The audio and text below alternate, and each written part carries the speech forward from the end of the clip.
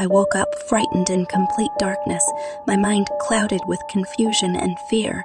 Memories of my cruelty to everyone around me haunted my every thought.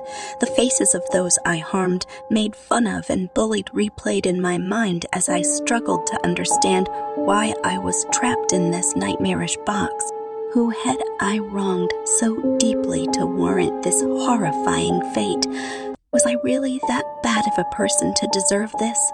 I mean, seriously, I wasn't that mean of a person, was I? Or maybe I was. My desperation grew, and terror widened my eyes as I searched for answers within the suffocating confines of the box. There were strange symbols carved into the inside of the box, as if the box was cursed and meant just for me. The silence of the box became an unbearable torment, amplifying my desperation. I screamed at the top of my lungs with what air was left in them, my cries reverberating within the confined space of this horrible box, but they dissipated into the void. I clawed, kicking and punching at the walls, my nails tearing and bleeding, leaving streaks of crimson against the darkness. Each of my desperate attempts to escape was met with failure, the unforgiving walls refusing to yield. Days turned into weeks. Hunger gnawed at my stomach, and my throat felt like the parchedness of a desert. My pleas for water were lost in the oppressive silence. The darkness amplified my desperation as I began to hear evil voices calling my name, making every moment a torment.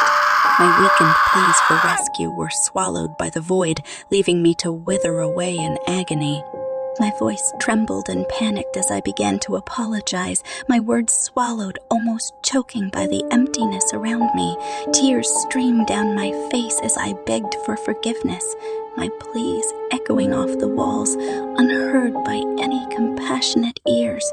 I confessed my sins, listing each of them one by one, hoping that someone, somewhere might hear me and understand the depth of my remorse. I remembered how I had given my parents hell, indulging in drugs, having sex, getting in fights every day, bullying people, and breaking the law. My past transgressions filled the void as I desperately sought redemption. I discovered there was a little camera embedded in the box. My voice grew hoarse from my cries, yet I refused to give up hope. I addressed the camera in case there was an audience beyond the box that could see me, my voice cracking with despair. "Please," I pleaded, my words filled with desperation. If anyone out there is watching on YouTube, Instagram, Facebook, or the dark web, call the police. Form a search group. Call a psychic to predict my location. Do anything to find me, please. My cries grew more urgent, my words a desperate plea for salvation. With my strength waning, I turned my gaze heavenward, my eyes filling with tears. To all those watching, I rasped, my voice barely audible. "Please pray for me. Pray to the Almighty God to forgive my sins, to free me from this paralyzing box of wicked darkness." My plea became a prayer, my hope resting on the collective faith of those who might be listening. I begin to hear taunting voices saying, "You will never escape your fate, so stop praying, for your prayers are going unheard. You are just as wicked as we are, the evil entities from the depths of hell. No wonder you're trapped in this box of torment." I screamed, "No, no, get me out here," but only the ears of the evil beings could hear my cries.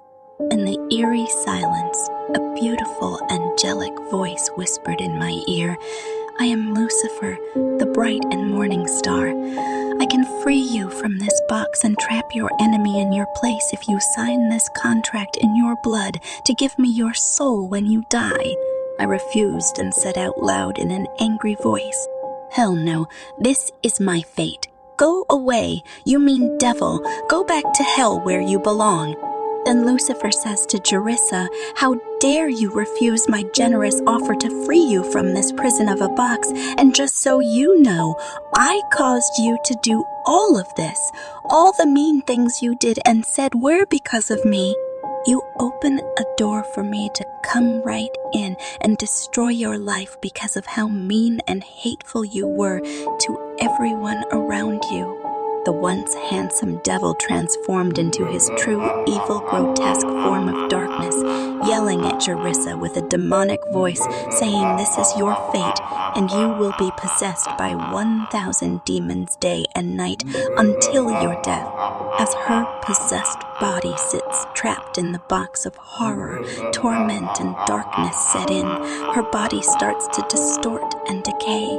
Her mind and body are no longer hers as she is completely taken over by the evil beings.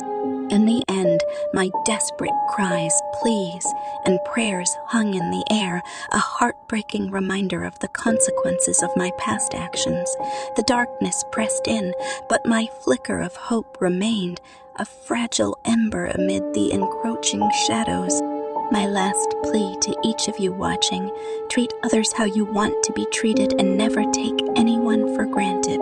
The box remained, a cryptic enigma holding within its depths the tragic tale of my downfall, a cautionary tale for those who dare to tread the path of darkness and remember, karma skips no one, not even you.